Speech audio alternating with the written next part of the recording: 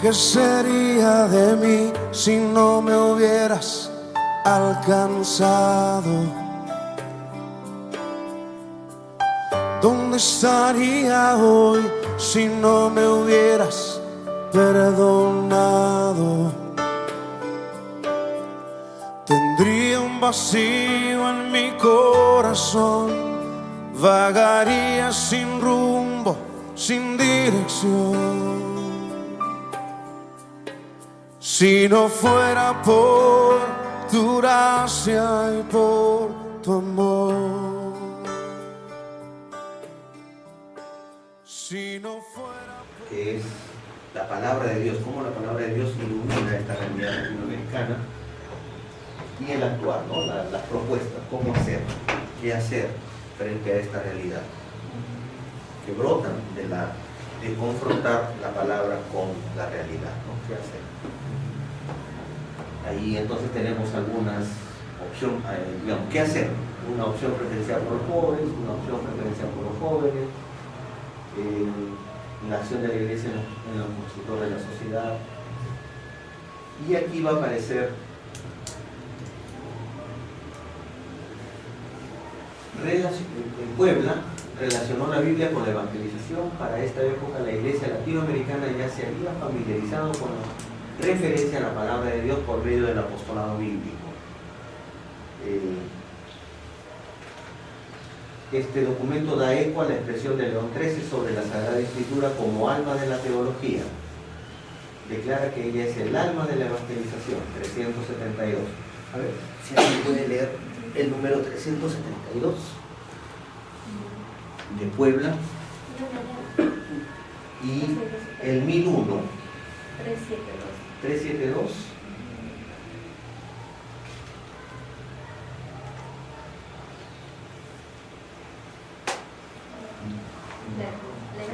A ver. Ya, dice, la palabra de Dios contenida en la Biblia y en la tradición viva de la Iglesia, particularmente expresada en los símbolos o profesiones de la fe y dogmas de la Iglesia. La Escritura debe ser el alma de la evangelización, pero no adquiere por sí sola su plena claridad. Debe ser leída e interpretada dentro de la fe viva de la Iglesia. Nuestros símbolos y profesiones de fe resumen la Escritura y explicitan la sustancia del mensaje, poniendo de relieve la jerarquía de verdades.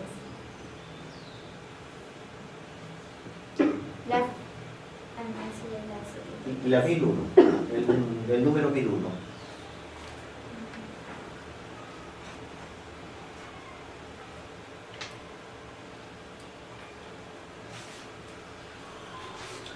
Fíjese cómo ya el documento hace una referencia explícita a la palabra de Dios, ¿no? Ya hay una mayor conciencia en los documentos, cosa que no aparecía en Medellín, en Río, ¿no? Y en Medellín muy poco. Ya está en proyectos pastorales, dice, el punto B. Tomar como fuente principal la Sagrada Escritura, leída en el contexto de la vida, a la luz de la tradición y del magisterio de la Iglesia, transmitiendo además el símbolo de la fe. Por lo tanto, dará importancia al apostolado bíblico, difundiendo la palabra de Dios, formando grupos bíblicos, etc. ¿Sí? Miren, las recomendaciones, ¿no? Formando grupos bíblicos. Puebla en el año 79. El 70, década del 80. Entonces, y todavía en esa época, los grupos bíblicos, ¿cuántos habrán sido? Poquísimos. Capaz. Yo me acuerdo que participé en algún grupo bíblico recién en el año 95, por ahí, 90. Ya, tomando conciencia, ¿no? Con más conciencia en el año 90. Así es. Entonces, este nuevo rostro de la iglesia es joven. Claro, la propuesta del ABP es joven, relativamente, digamos. Sí. pero no tanto sería joven. No, Claro, exactamente. A veces, joven como como decimos, el propuesta. Vaticano II apenas se está desempolvando. O sea, hay Ujú. veces Está el empezando mismo a- hombre no permite que se avance. Porque yo digo, las cosas ya están dichas, Así es. háganlas. Así es. Pero a veces no se hace por miedo a, y siempre hay veces muchos niños en la iglesia que no han permitido que avancen, salen después de, dices 1979, usted más o menos lo vino a experimentarlo en el 95. Entonces, ¿qué pasó en ese tiempo? ¿Por qué se puso el documento todavía ahí? Y aún, por ejemplo, uno cuando acompaña a comunidades en la elección, imagínense desde ese tiempo, hay mucha gente que para ellos la palabra es nueva porque nunca han tenido un acercamiento. Entonces, mire que ese documento no es que sea nuevo, se va diciendo nuevo ya en algunos momentos que algunos lo impulsan, ¿no? Algunos obispos, pero hay muchas cosas en las que aquí Sí, sí. tendría la iglesia otro rostro, un rostro más cercano, más materno, más, como decía ahorita en un poema, dice, interpretar las lecturas, interpretar las escrituras de manera que ellos entiendan. Y va a decir San Pablo, el que vaya a hablar en lenguas, si va a hablar, no solamente para la edificación de él, que tenga también intérprete. Porque pueden dar mucho evangelio en latino, pueden dar muchos documentos, pero si la gente no entiende, no se hace nada. Así es. Sí, sí, hermano, tienes razón. Ya las cosas están dadas, ¿no? Porque también hay otros factores. Por ejemplo, el mundo de hoy, pues los medios de comunicación son más accesibles que antes, en estos años. Pero a veces me pongo a pensar si San Pablo hubiera sido de estos tiempos. Hubiera llegado a todo el mundo, no solamente a esos pueblos, ¿no?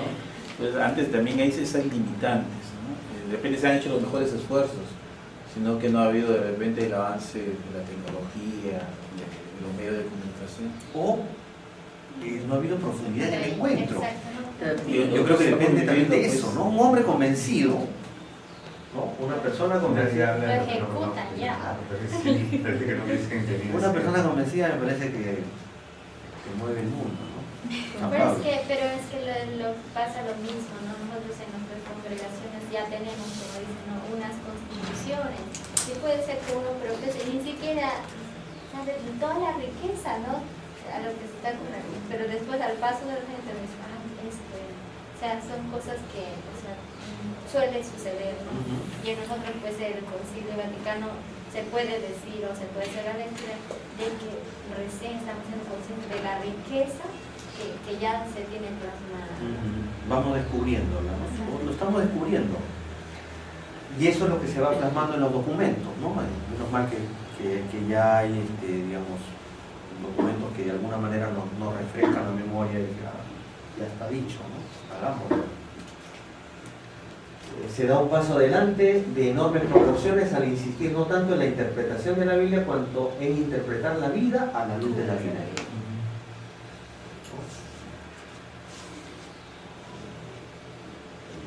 Hay que tomarla como fuente la principal, la Sagrada Escritura, el libro de texto de la Biblia.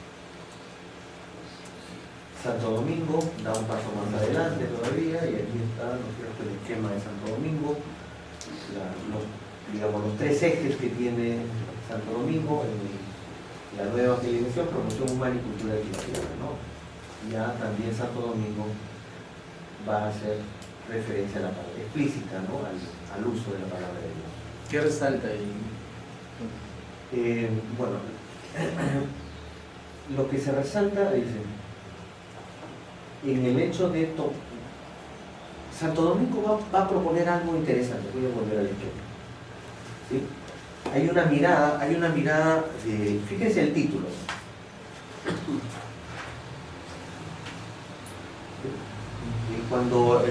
Cuando se presenta el documento Santo Domingo, nuevo en sabor, nuevo en su método, nuevo en su expresión, lo que está llamando la atención Santo Domingo es que hay que presentar de una manera nueva al Evangelio, a Jesucristo. Lo que permea todo el documento de Santo Domingo es esta nueva mirada que hay que tener o presentar a Jesucristo. El documento de Santo Domingo básicamente va a tener una mirada cristocéntrica. ¿Sí? Dice Jesucristo ayer, hoy y siempre. ¿Sí? Va a tener una mirada cristocéntrica. Y si hablamos de Jesucristo, es la palabra revelada del Padre. ¿Sí? Y ahí está un poco la presencia de la palabra en Jesucristo. ¿Sí? Eso, hay una mirada cristocéntrica de todo el documento. ¿Sí? Y esa es la presentación que se deja. Es un poquito volver a la buena nueva, ¿no? Ese anuncio de Jesús, ¿no? Al centrarnos en Jesús como centro, en el anuncio de la buena nueva. Y acuérdate el eslogan que tenía. Está bien, nos centramos en este anuncio de Jesucristo, pero nuevo en su ardor, nueva en su método y nueva en su expresión. Y nueva porque eran los 500 años de la llegada, ¿no? De la primera evangelización, ¿no? Ajá. Claro, y se proponía, ¿no es cierto?, que se renueven las cosas. Por ahí va un poco la inquietud de Santo Domingo.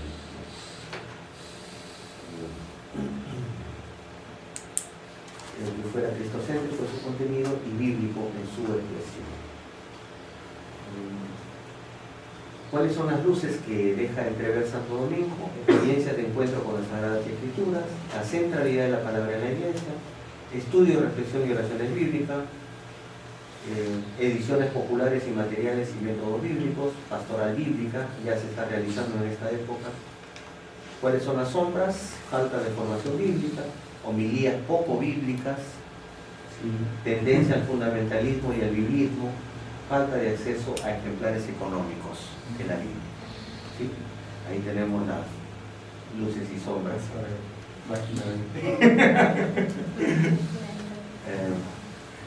Jesucristo, ese era el eslogan, ¿no? El eslogan de Santo Domingo: Jesucristo ayer, hoy y siempre. Y ahí hay una mirada muy cristocéntrica de todo el documento.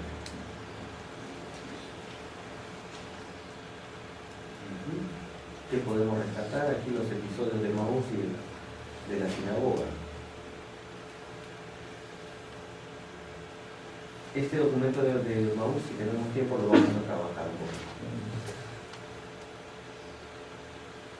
Aquí en estos episodios se resalta bastante, así como leímos en el momento de la oración de el eunuco y Felipe, donde se resalta el tema de la escritura, también en Maús se resalta el tema, ¿no? Y les explicó las escrituras partiendo de los profetas, donde se resalta un poco el episodio de la sinagoga.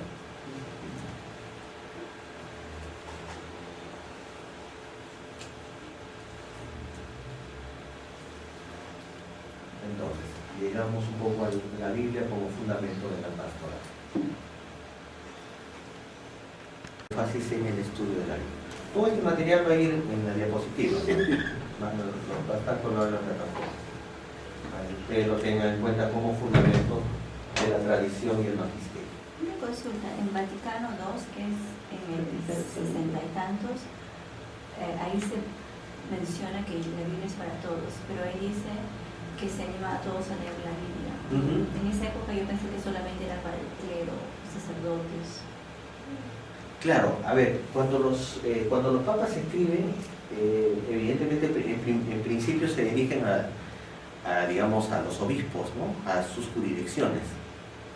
Se hace un llamado también a que todos puedan leer y estudiar la Sagrada Escritura, pero No nosotros, en esa época no. en esa época probablemente también se haya dirigido a todos los fieles, pero los obispos son los que restringen un poco.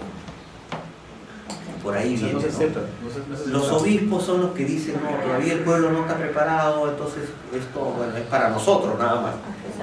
Se hace a pesar de que ya hay una intención del Papa, ¿no es cierto?, de que todo el pueblo pueda leer y estudiar la Biblia. Sin embargo, los obispos a veces en su jurisdicción ponen muchas restricciones.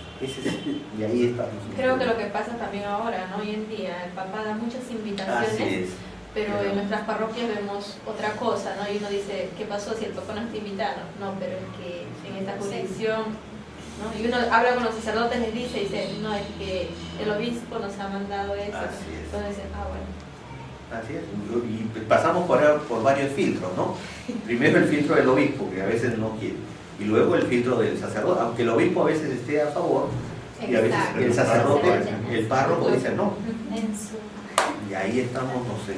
Creo que estamos en esa cadena, en ese círculo.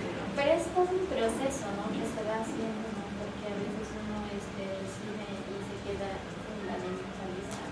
fundamentalizar O todo. porque a veces consideramos que el pueblo laico no está preparado y tampoco no tomamos las medidas necesarias para generar también un plan de formación, ¿no? Entonces por ahí No están preparados. ¿Y cuándo van a estar preparados si no lo.? si no se inicia un plan de formación, porque tampoco no es una prioridad para los párrocos o para los obispos, no es una prioridad. Creen que el Espíritu Santo los ilumina. Esa es la idea. Por eso Ahí está. Ya vi que rápido llegó, ¿no? Lo llamaste.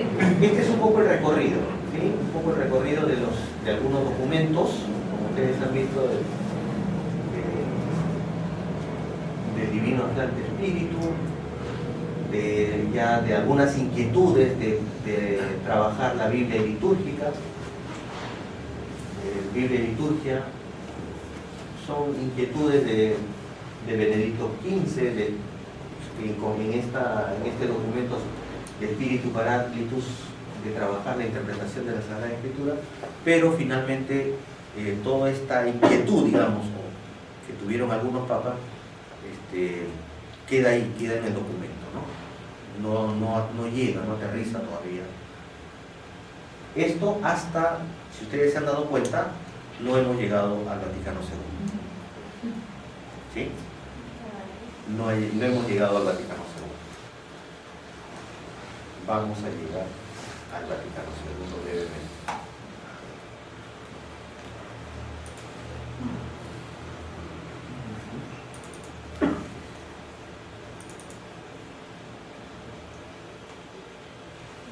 Por aquí vamos a ver.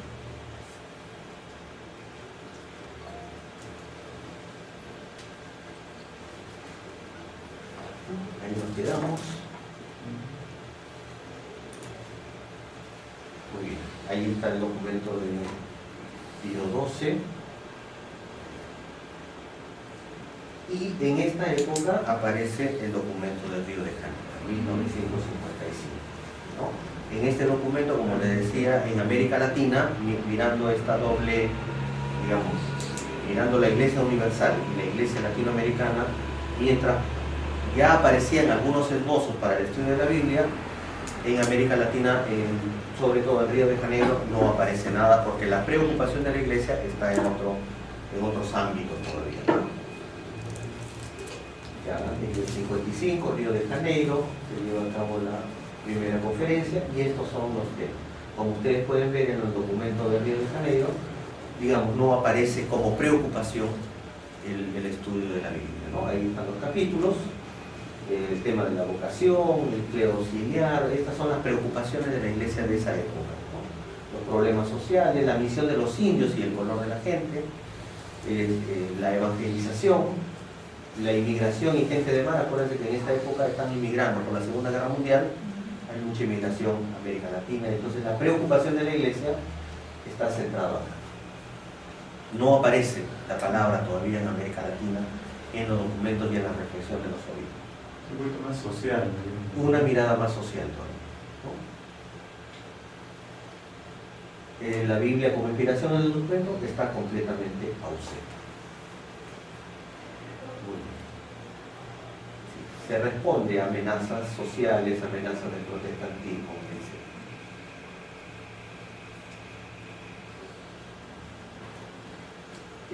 ¿Cuáles son las recomendaciones? Aquí en este documento se recomienda que se editen versiones populares de la Biblia, ¿sí?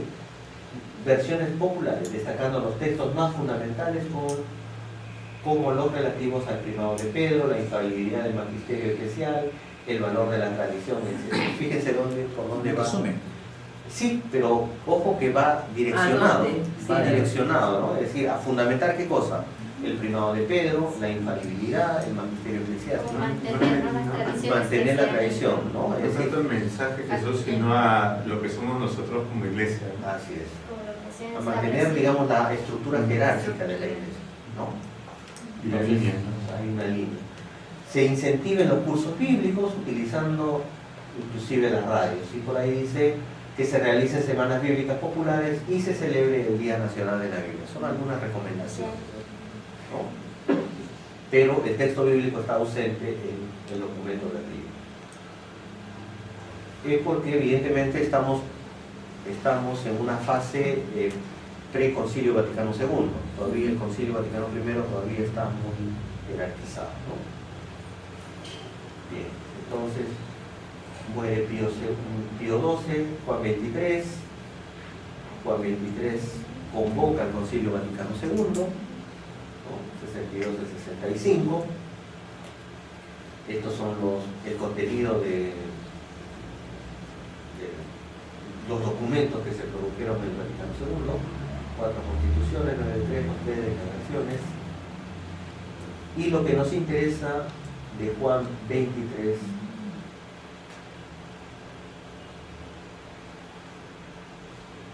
una vez que, a ver, vamos.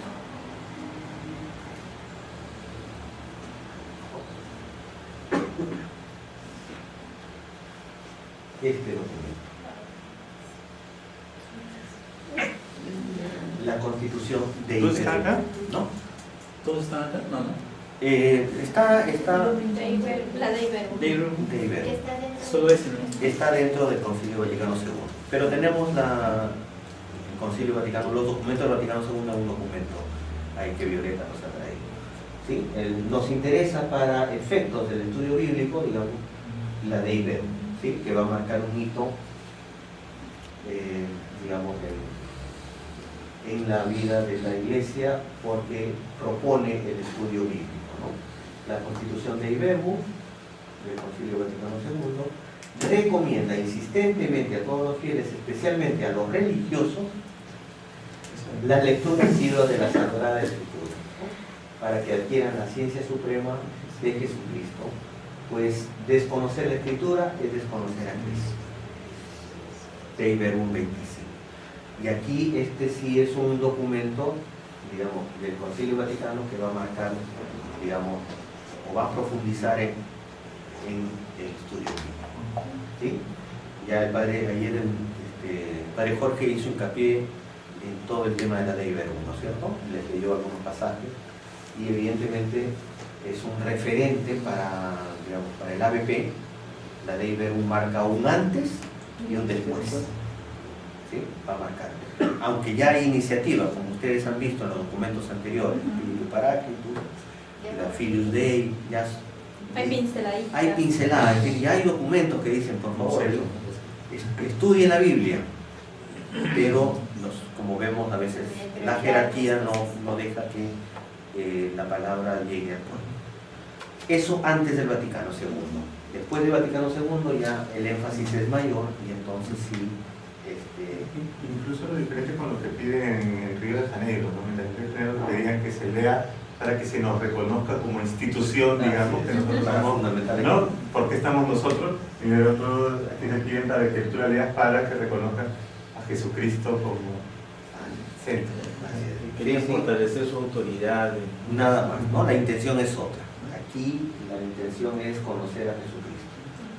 Es preciso que se multipliquen los ministros de la palabra, capaces de ofrecer al pueblo de Dios el alimento de la Escritura.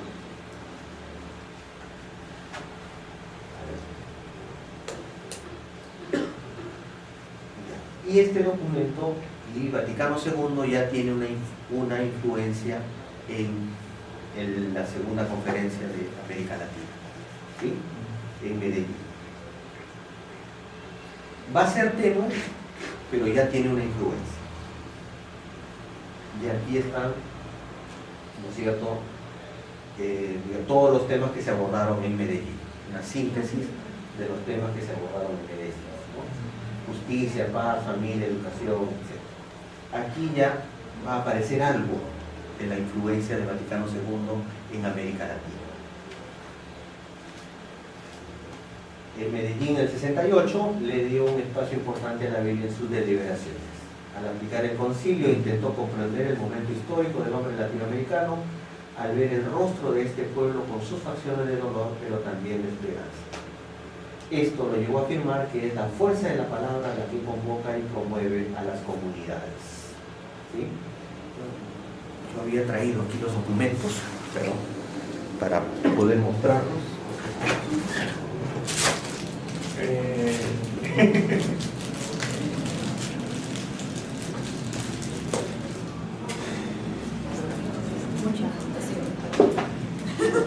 Mucha información.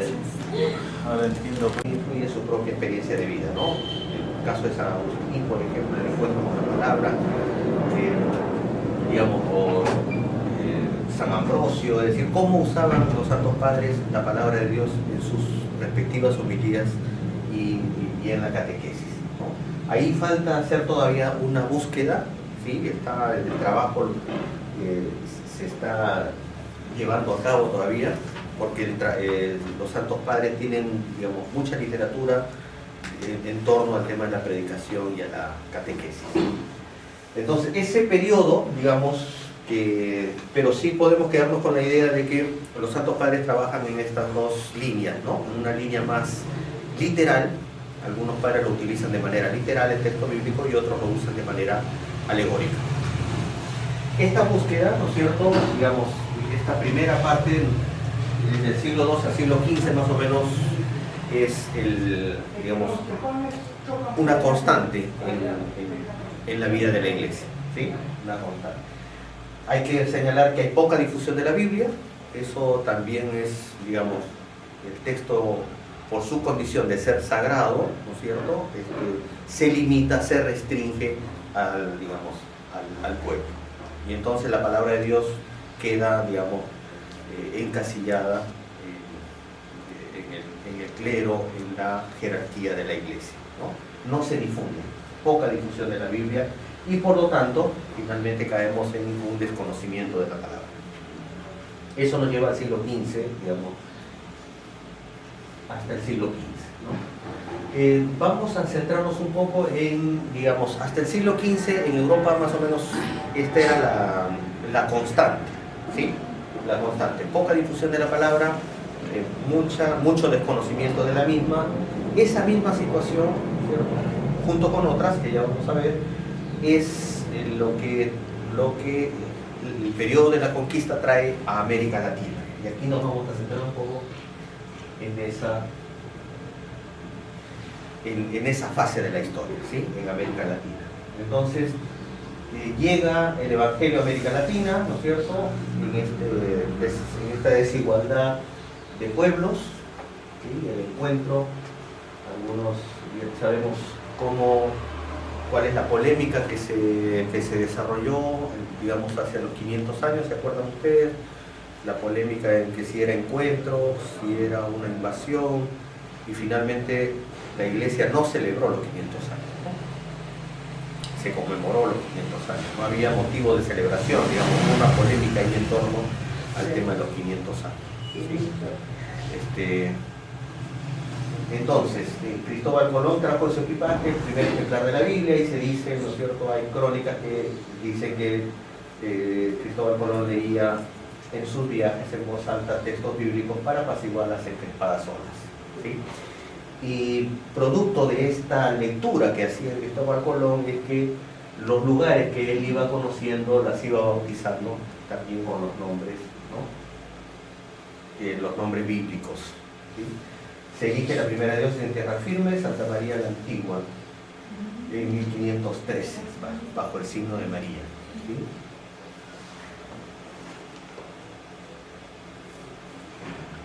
La primera diócesis. Luego, acompañando los frailes franciscanos en México, en 1523, dedican la primera iglesia de Santa María de la Asunción. Estas son las, digamos, producto de la conquista, ¿no? Producto de la conquista.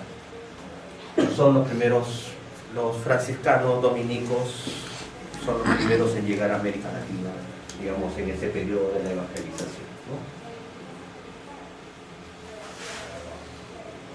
Entonces, en 1524, el año que vino nuestro Señor, así dicen algunos textos, entrada de los 12 en México. Fue una fecha tan memorable para los indios que, según cuenta Matolinia, en ella se refieren diciendo: el año que vino nuestro Señor, el año que vino la fe.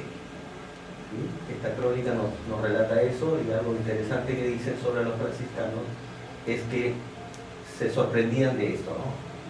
Que los franciscanos andaban pobres, descalzos como nosotros. Eso les llamaba mucho la atención. Comen de lo que nosotros, asiéntense entre nosotros, conversan entre nosotros mansamente.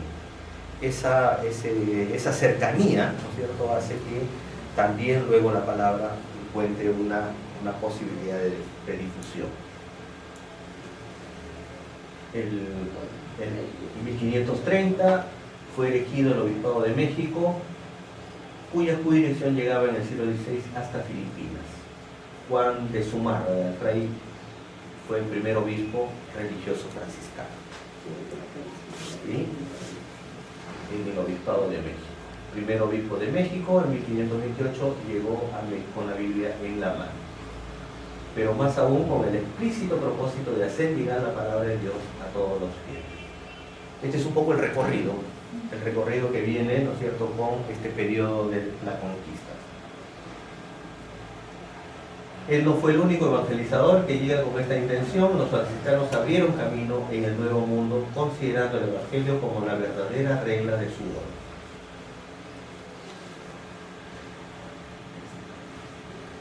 Tenemos el periodo, ¿no es cierto?, de Juan Diego. ¿Te puedo poner una sillita? No. Es que quiero ver. Ya, perdón. Pásame ¿Sí? la sillita, sí. A menos mientras manejas la diapositiva. Ajá, perfecto. Yo estoy leyendo ahí la... Ah, mira, Ahora sí. no me había dado cuenta de eso. Entonces, conocemos también, digamos, este proceso de evangelización que se lleva a cabo en México, ¿no es cierto? Y este episodio de la vida de México es importante, del encuentro entre la Virgen y el indio Juan Diego, ¿no es cierto? Y tuvo evidentemente una repercusión decisiva en la evangelización de los pueblos de México.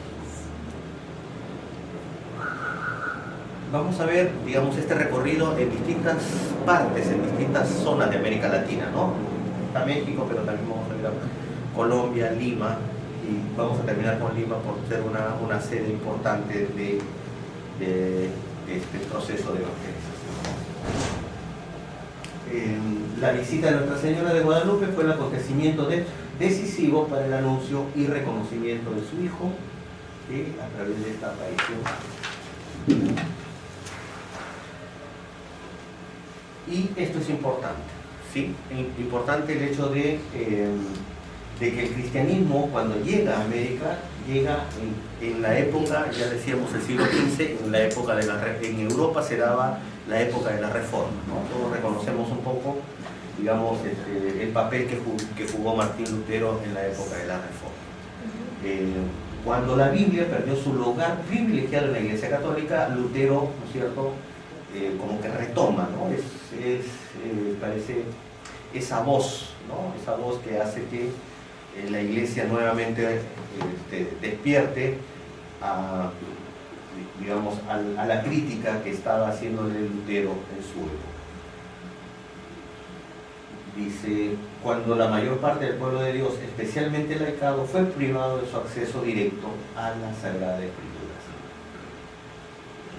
Las tradiciones latinoamericanas a las lenguas indígenas se tornaban particularmente difíciles. Se dio una situación del texto bíblico por el catecismo y la doctrina, la mayor parte de las veces sin sabor bíblico. Y esto es lo que a veces permanece todavía.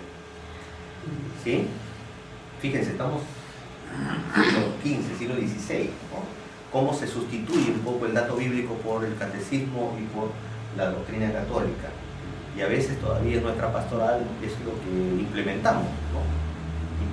Dejamos de lado la Sagrada Escritura y lo que ponemos en primer orden a veces es la parte doctrinal y el catecismo, ¿no? Y aquí tenemos un panorama histórico de lo que se mencionó hace un momentito, ¿no? Es decir, cuál es el contexto, qué está pasando en Europa y cómo llega un poco la palabra de Dios a América Latina. Esto hay que señalarlo porque la Reforma Protestante le va a hacer una crítica muy fuerte a la Iglesia Católica, ¿no es cierto?, en relación al tema del uso de la palabra de Dios, ¿no? Lutero y ahí tenemos a los autores, a los personajes que intervienen en la Reforma Protestante, Lutero, Calvino y Enrique VIII.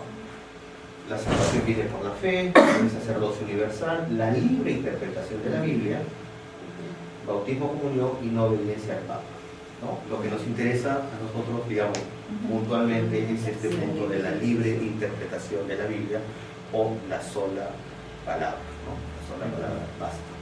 Entonces, eso evidentemente quita las mediaciones, ¿no? Las mediaciones de la Iglesia, la interpretación que la Iglesia hace de la palabra de Dios, borra al magisterio, borra a la tradición de la Iglesia. Luego, evidentemente, la Reforma Protestante tiene, ¿no es cierto?, una réplica de la Iglesia Católica con la Contrarreforma Católica, ¿no es cierto? Y un elemento importante de esta Contrarreforma Católica va a ser el Concilio de Trento, ¿sí? La lucha contra el protestantismo, aparece la Inquisición y viene la defensa de las creencias católicas, la salvación por la fe, pero también por las buenas acciones, ¿no? Como te decía, no solo la fe, sino también las acciones. La misa es la ceremonia principal, eso lo valida la Biblia de San Jerónimo, ¿no? Frente a la posición protestante, ¿no? De la sola fe, de la sola escritura. La Reforma Católica, la Contrarreforma Católica, pone énfasis en que solo es válida la Biblia de San Jerónimo, ¿sí? Y esto para nosotros es importante. Y aquí tenemos un poco esta polémica, evidentemente luego se va a traducir en algunos hechos en América Latina, ¿sí?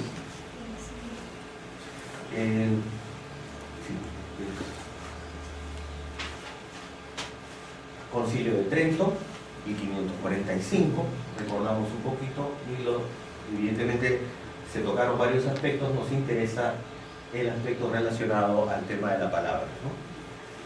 Dice el Concilio de Trento: conservar la pureza del Evangelio que prometido por los profetas, predicado más tarde por Cristo, el Hijo de Dios, el cual encomendó a sus apóstoles predicarlo a toda criatura como fuente de toda verdad salvífica y de toda disciplina de costumbres. ¿Sí? Hay un énfasis en este decreto del Concilio de Trento.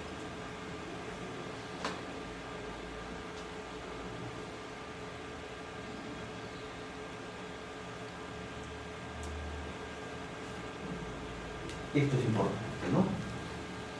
El Concilio de Trento propuso dogmáticamente la extensión total de la inspiración. Si alguno no acepta como sagrados y canónicos estos libros de la Sagrada Escritura en su integridad y con todas sus partes, anatema sí, ¿no? Anatema sea. Es decir, la integridad de la palabra de Dios es lo que propone el Concilio de Trento. Y esta fórmula fue aceptada por la Iglesia, ¿no? Esta fórmula del Concilio de Trento.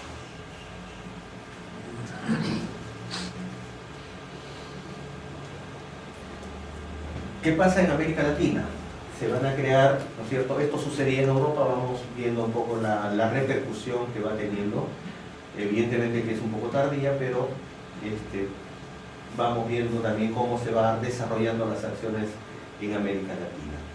Se van creando, ¿no es cierto?, los obispados en Lima, Quito y Popayán, que está en Colombia, ¿no? Son los primeros obispados que se van creando, y los respectivos obispos, ¿no? Fray Jerónimo de Loaiza, don Juan de Valle, natural de Segovia, España, en la diócesis de Popayán.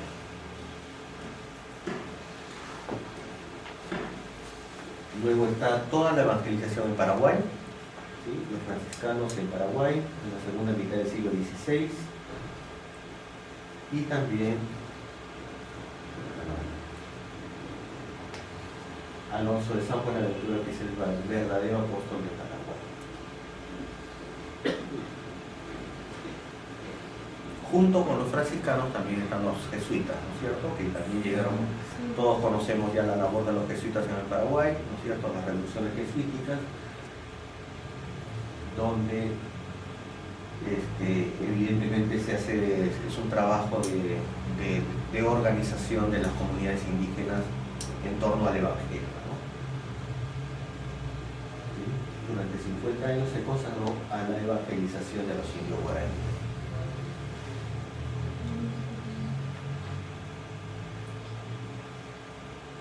Aquí hay algunos intentos, ¿no?, de la traducción del catecismo al guaraní, y luego se tuvo como modelo a seguir por los misioneros de Litva, ¿no?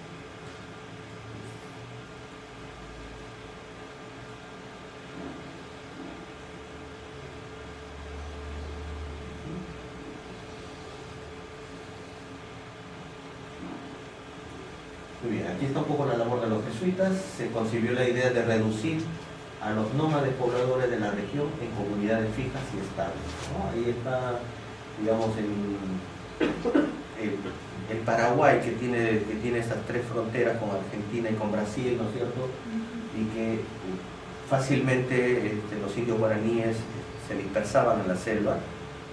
Los jesuitas son los que van a ir haciendo estas pequeñas reducciones para su evangelización.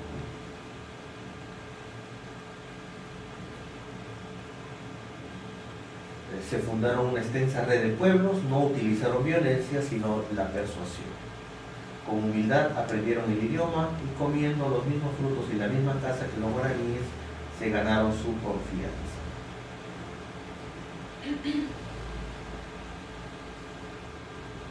Está también la acción de los franciscanos. El adoctrinamiento en guaraní fue posible a partir de los estudios lingüísticos de Bolaños, la reducción a escritura de la lengua guaraní y la traducción de oraciones y del catecismo aprobado por el Concilio de Lima en 1583. Son los trabajos que vinieron haciendo los primeros evangelizadores, ¿no? Jesuitas y franciscanos que llegaron a nuestro continente. El padre Antonio Ruiz de Montoya tradujo el tercer catecismo a la lengua guaraní dedicado a la Virgen María.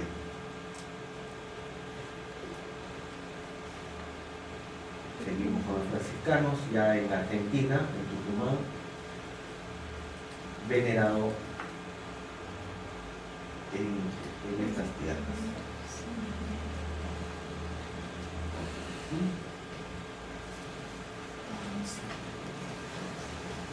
Esta parte es larga, entonces voy a pasar un poco rápido para centrarnos. Y el comentario que quiero hacer aquí es, digamos, que esta labor de los franciscanos y jesuitas que vinieron a América Latina, digamos, estuvo, si bien es cierto, en algunos lugares fue aceptada, en otros lugares no tanto, ¿sí? No tanto. Estuve leyendo un libro, digamos, de un antropólogo peruano, como digamos, en la incursión a la zona de la selva peruana, digamos, el trabajo que hicieron los franciscanos, digamos, fue muy difícil, muy arduo, ¿sí? Porque tuvieron que utilizar métodos, digamos, de evangelización, a veces intercambiando o dándoles a los indios ribereños, así dicen, a los aborígenes ribereños, intercambiando muchas veces lo que a ellos les hacía falta, ¿no? Machetes, por ejemplo, para cortar las hierbas de la selva, y a través de esos elementos fueron penetrando un poco en las comunidades, pero a veces esas mismas herramientas fue lo que les provocó la muerte a los mismos franciscanos, por ejemplo, ¿sí? Que no hace, por los celos que se despertaron entre los mismos pueblos ribereños, ¿sí? De Ucayali, porque una comunidad era favorecida por los franciscanos, por ejemplo, ¿no? A quienes le daban, por ejemplo, les daban machetes u otros elementos para labrar la tierra. Esa comunidad favorecida despertaba la envidia de otra comunidad, y esa comunidad era la que volvía y después mataba a los franciscanos misioneros que estaban. Sí, sí, en los primeros siglos de la evangelización, que fue muy difícil este primer periodo de incursión de la misión. ¿Sí? Son incontables peligros y sufrimientos desde Lima hasta Tucumán, Argentina, y hasta las Pampas y el Chaco paraguayo. ¿Sí? Aquí Muy interesante lo que relata este libro de un antropólogo peruano. Sí, jesuita también, presbítero Marte Criollo, asunceno fundador de varias misiones y reducciones jesuíticas. Entramos un poco al concilio, a Lima, digamos, a la parte más reflexiva, ¿no es cierto? ¿Qué es lo que se va a ir propagando en Lima? El primer concilio limense en el año de 1551 al 52. Y aquí es donde se van a ir tomando decisiones importantes en torno al tema de la Biblia, ¿sí? Concilio limense, ahí estamos, se realizaron 3 concilios, ¿no?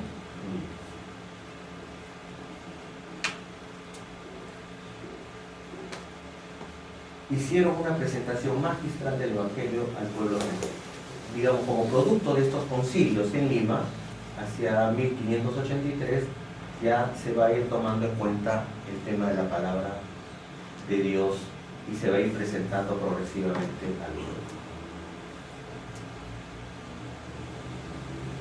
Aquí están los 3 temas, los temas que se abordaron en cada uno de los concilios, ¿sí?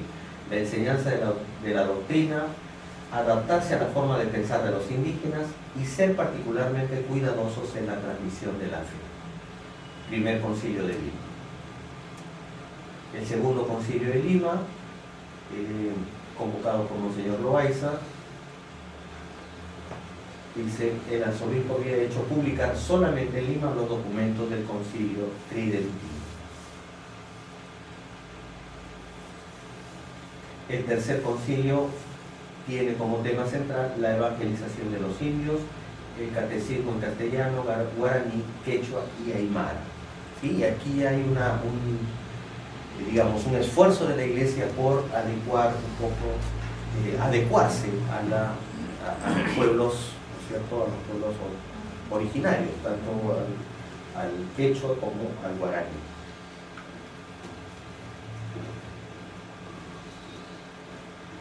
También están los concilios mexicanos, ¿sí? Y en estos concilios, tanto en los concilios de Lima como en los mexicanos, la constante va a ser, o la influencia va a ser el concilio de Trento, si ustedes visualizan un poco, ¿no? Por la época también, 1585 no está a mucha distancia del concilio de Trento, que está en el 45, así que y en esta época recordemos que los tiempos o los contenidos no es que pasan fácilmente, ¿no?, sino que perduran en el tiempo. Aquí tenemos los 3 concilios mexicanos. Los temas que se trataron fueron los sacramentos, el culto, la reforma del clero,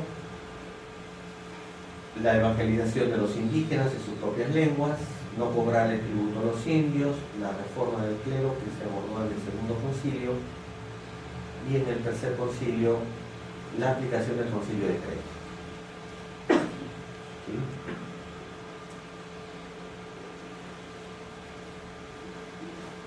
Entonces, la evangelización de los indios, y los sacerdotes deben instruir a los indios en sus propias lenguas aborígenes, por lo tanto deberían aprenderlas bien.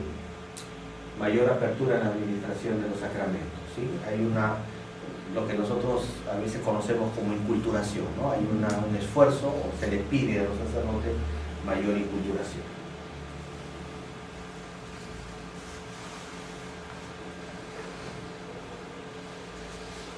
Este es un poco las líneas de trabajo, ¿no? Orientaciones para la promoción humana de los aborígenes de esta época, estamos hablando del siglo XVI, enseñar el aseo corporal, que no dormir.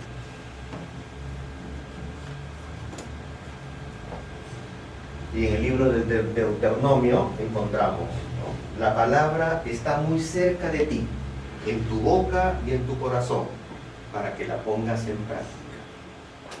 Mira, yo pongo hoy delante de ti la vida y el bien, la muerte y el mal. Si escuchas los mandamientos de Yahvé tu Dios, que yo te mando, vivirás. Yahvé te bendecirá y la tierra que vas a poseer. Esto digamos, es la cercanía, ¿no? Hoy día en la mañana en la oración decían, ya no tengo la imagen de un Dios juez o de un Dios policía, sino que tengo la imagen de un Dios que está cerca. Y es cierto, la misma palabra nos refiere, nos remite a eso, a esa experiencia. La palabra de Dios está muy cerca de ti, en tu boca, en tu corazón, para que la pongas en práctica. A veces no nos damos cuenta, ¿no? O hemos aprendido de alguna manera también imágenes inadecuadas de Dios. La idea es volver a esa imagen cercana, a esa imagen que nos toca de cerca. El hombre se afecta y Dios también. Anoche escuchaba en una de las pastorales que decían, tenemos una pastoral de la escucha, ¿no? ¿Quién tenía? Yo. Mi hermana decía, tenemos una pastoral de la escucha.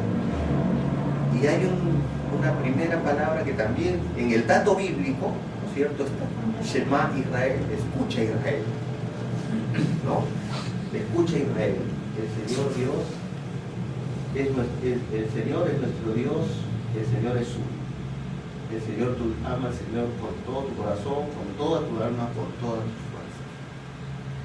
Quede en tu corazón estas palabras que te dicto hoy, las repetirás a tus hijos, le hablarás de ellas tanto si estás en casa como si vas de viaje, y aquí acostado como levantado, las atarás a tu mano como una señal y será como una insignia entre tus ojos. La escribirás en las jabas de tu casa y en tus puertas. Esa relación del pueblo con la palabra de Dios, esa relación personal del pueblo con Dios, es la que a veces nos hemos perdido, ¿no? Esa relación cercana. Fíjense, está en la puerta de la casa. ¿Dónde está? Está en las palabras que yo le doy a mis hijos. Y eso a veces ya los padres no, en la pastoral familiar, eso ya no se escucha más, ¿no? Es decir, inculcarle la fe a los hijos. Pocas son las familias que todavía tienen esa práctica, ¿no? Entonces volver a esos detalles, de poner estos, de hablarle a nuestros hijos, a nuestros hermanos, de la misma palabra de Dios.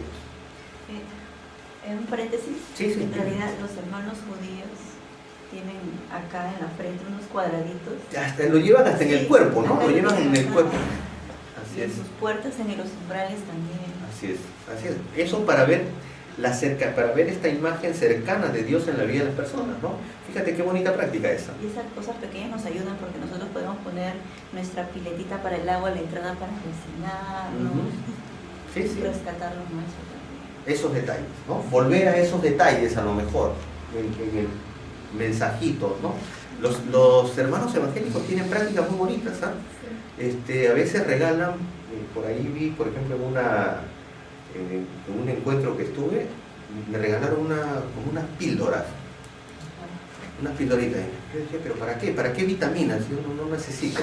No, hermano, ábralo, me dice. Y la vitamina se abría como son las cápsulas, se abre y dentro había un papelito y era una cita bíblica, ¿no? Van regalándolas como si fueran vitaminas. Son detalles, pero que van haciendo justamente esta difusión de la palabra, ¿no? Ingenio, práctica. Te regalo una cajita de píldoras.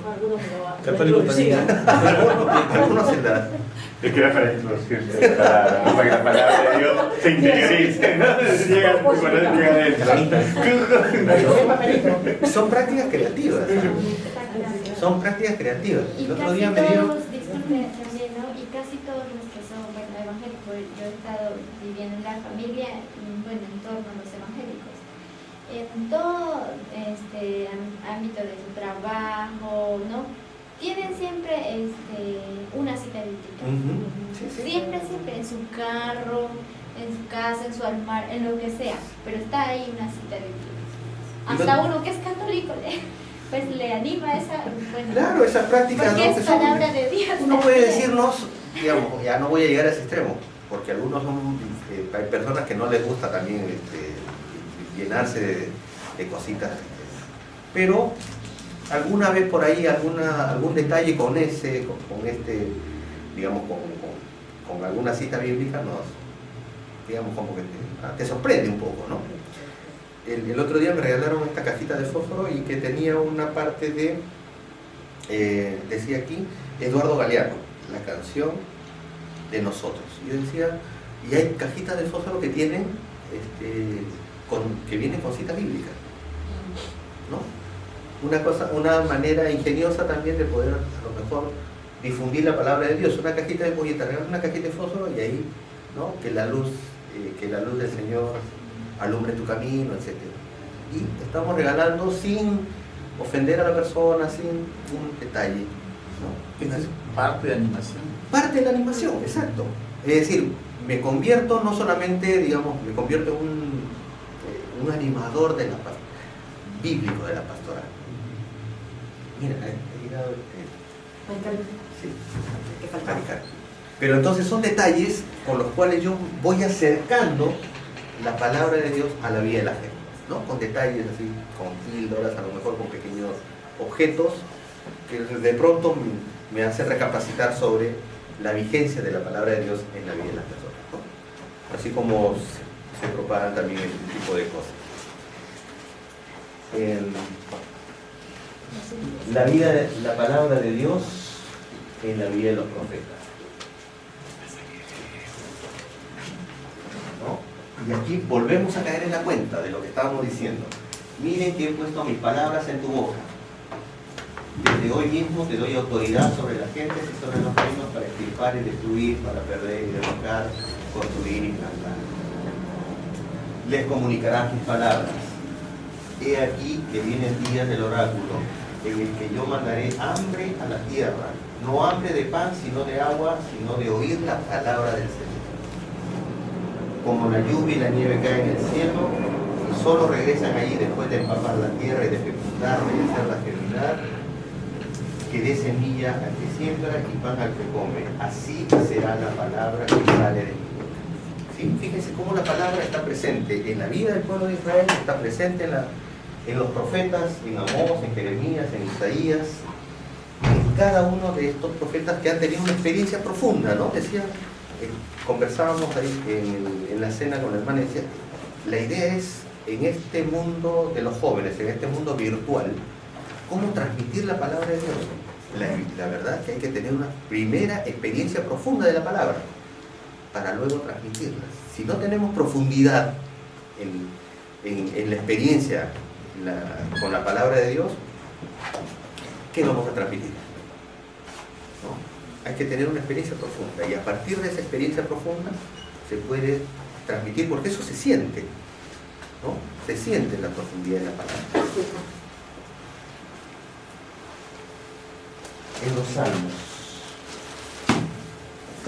los ídolos paganos son oro y plata, objetos que el hombre fabrica con sus manos. Tienen boca pero no hablan, tienen ojos y no ven, tienen orejas pero no oyen, tienen narices pero no huelen, tienen manos pero no tocan, pies pero no pueden andar, ni un solo sonido sale de su garganta. Igual a esos ídolos son quienes los fabrican y quienes en ellos creen. Israelitas, confíen en el Señor, Él nos ayuda y nos protege.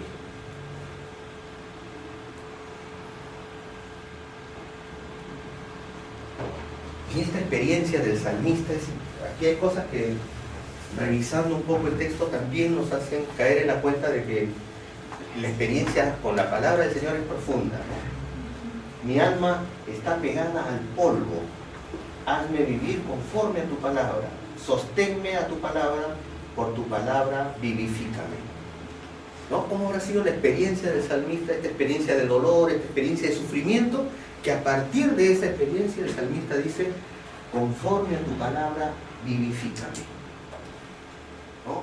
Caigamos en la cuenta, metámonos un poquito en la mentalidad del salmista y veamos a partir de esta experiencia cómo el salmista clama a Dios, ¿no? En este salmo. Salmo 119, perdón. Y a partir de allí le pide vivifícame.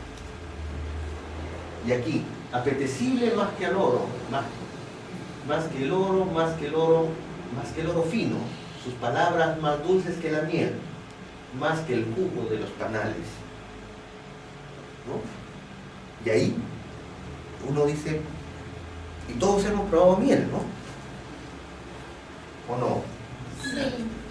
¿Sí? ¿Y qué tal si probamos un poquito? Para ver y para hacer la experiencia. Para hacer la experiencia de decir, más dulces que la miel, más que el jugo de los panales. Así es la palabra de Dios, más dulce que la miel. Y entonces podemos comparar y vamos a hacer la experiencia. De eso se trata, ¿no? Porque la palabra... Y ahí Violeta va a traerla.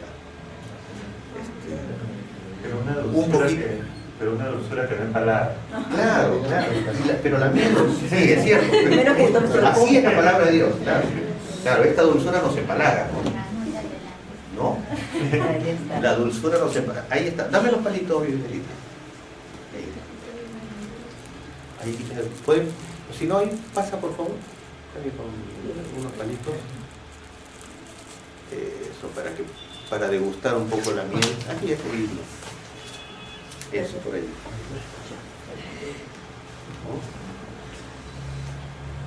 Eso.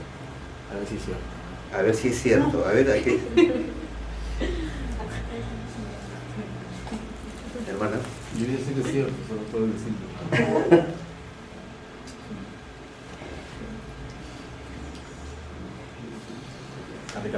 ¿Quieres más ahora? Voy a traer una rica miel para ver si dudamos. Bueno, en realidad era para vender, ¿no es cierto? Estamos haciendo degustación. Estamos haciendo degustación. Yo cargué con el bote de miel. Le me ha mandado castigar que me cargo con el bote. Sigue la palabra. Este es más grande que esta clase. Gracias.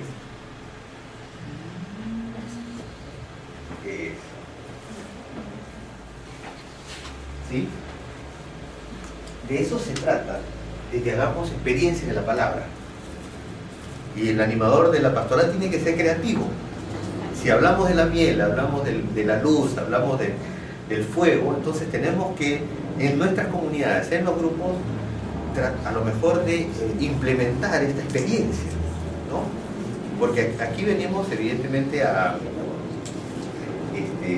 podemos aprender un poco de teoría, la palabra, y cosas que ya las sabemos, pero luego la idea está cómo, digamos, la intención es cómo implementar esto, con estos pequeños gestos, por ejemplo. Este pequeño gesto, ¿no? Y más dulce que la miel, ya, muy bien, pero alguno no probó miel, por ejemplo, ¿no? Y de pronto el sabor de la miel le despierta un gusto por, si así es la miel, ¿cómo será la palabra de Dios entonces? Mucho más rica y no empalaga. Pero tenemos que, como animadores bíblicos de la pastoral, implementar estas pequeñas experiencias para llegar a la profundidad de la palabra, ¿sí? Con elementos concretos. El israelita es concreto, ¿no? Es concreto. Cuando habla de poner en su casa, en sus gorritos, tiene la palabra muy cerca de él. Entonces, esa misma experiencia, digamos, tenemos que de alguna manera ser creativos y ver cómo las vamos implementando con nuestros grupos, ¿no? Y las palabras de Yahvé son palabras sinceras, plata pura. Esta parte también me... Bueno,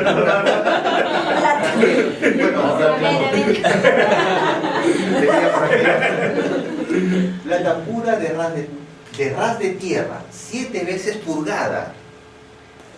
Y aquí, ¿por qué habla de plata pura de ras de tierra?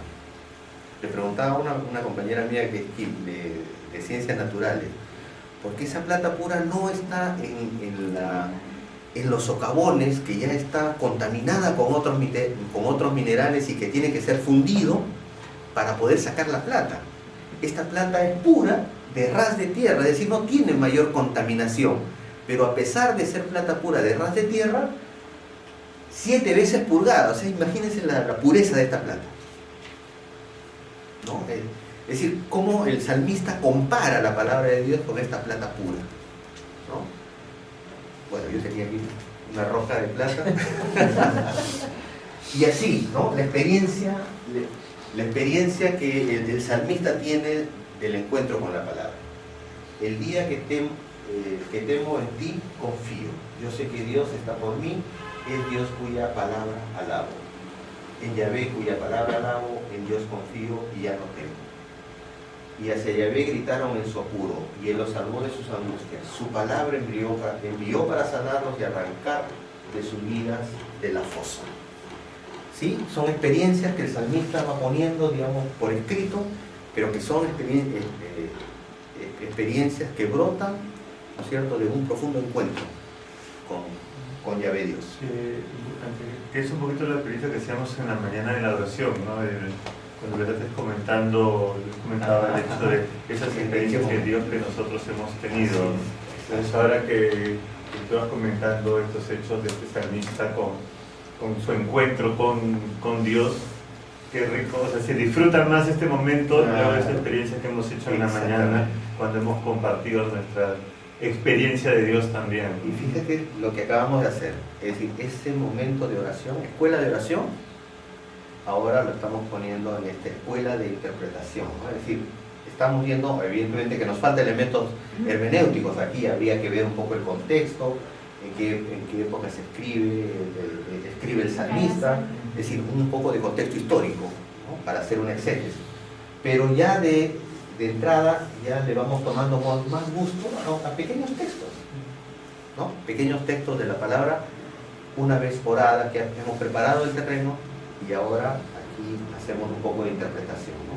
Entender un poco la experiencia del salmista. Lo que va pasando también con nosotros en las meditaciones, que a veces lo vamos reflexionando la palabra a raíz de nuestro estado de ánimo. Si yo estoy muy contenta, me sale una oración al final de toda la lección que estoy haciendo, me va a salir una oración alegre, claro, un compromiso alegre también. Pero si estoy en un tiempo de discernimiento, de cuestionamiento, de preguntas, también me va a salir una oración así también, ¿no? O sea, según nuestro estado de ánimo también vamos dejándonos guiar por la palabra. Así es, así, porque el salmista no siempre es alegre, ¿no? También pasa por experiencias de, digamos, no tan alegres, ¿no? O de sufrimiento, o de lamento, ¿no? De sufrimiento. Luego Dios nos habla a través de su Hijo, ¿no? Ahí tenemos las citas de Marcos, Mateo, Lucas. Oigan mis palabras y las pongan en práctica. Fieles a mi palabra, ustedes serán verdaderamente mis discípulos, que sí conocerán la verdad y la verdad los hará libres. Textos que ya los hemos leído seguramente, pero que vuelven a tener un nuevo significado a la luz, digamos, de la oración y de este encuentro de ABC. Escuchan la palabra de Dios y la ponen en práctica. La semilla, salió el sembrador a sembrar su semilla, y la semilla es la palabra de Dios. Al principio existía la palabra, y la palabra era luz verdadera, ¿no? Y allí también, cuando decimos luz verdadera, inmediatamente entonces, en un momento de oscuridad, seguramente cuando reflexionemos con con las personas de nuestro grupo y hablemos de la luz verdadera, cómo la luz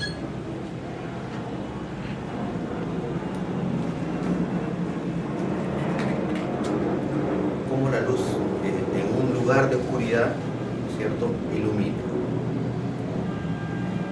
Y hacer experiencias cercanas de la luz, hacer experiencias cercanas de este encuentro que tenemos con Dios, ¿no? Y ahí están las velitas para cada uno.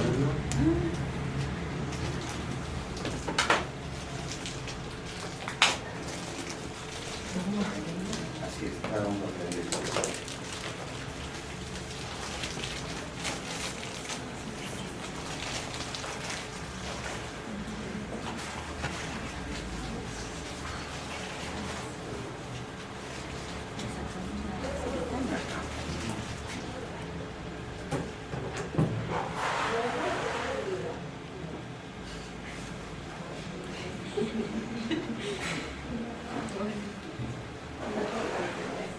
¿No? ¿Se apagó?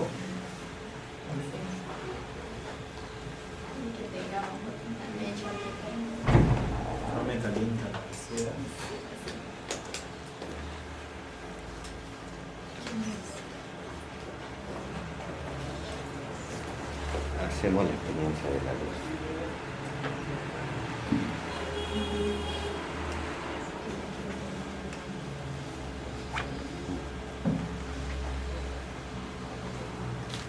Lo que hacemos es concretar la palabra de Dios, ¿no? Con pequeñas experiencias, ¿sí? Y ahí, digamos, y a partir de estas pequeñas experiencias que a lo mejor a nosotros ya porque estamos habituados al trabajo, ya nos parecen que no tienen significado, a lo mejor en un grupo de jóvenes, o con un grupo de padres, un grupo de profesores, un grupo X, hacer esta experiencia de la luz, resulta que a algunos le iluminó la vida, ¿no? Aquello que ya nosotros a lo mejor, digamos, porque estamos cansados de hacer esta misma estrategia, o ya no somos capaces de recrear incluso esta estrategia, y ya nos parece que no tiene ningún significado. A mucha gente, a lo mejor este pequeño gesto le ilumina la vida. ¿Sí? Tenemos que hacer experiencias concretas para poder llegar a una profundidad del encuentro con Jesús. Apagamos la velita para que no... ¿Sí? De eso se trata la animación bíblica de la pastoral. ¿Sí? De que con pequeños gestos vayamos nosotros haciendo la experiencia del encuentro con Jesús que está presente en su palabra.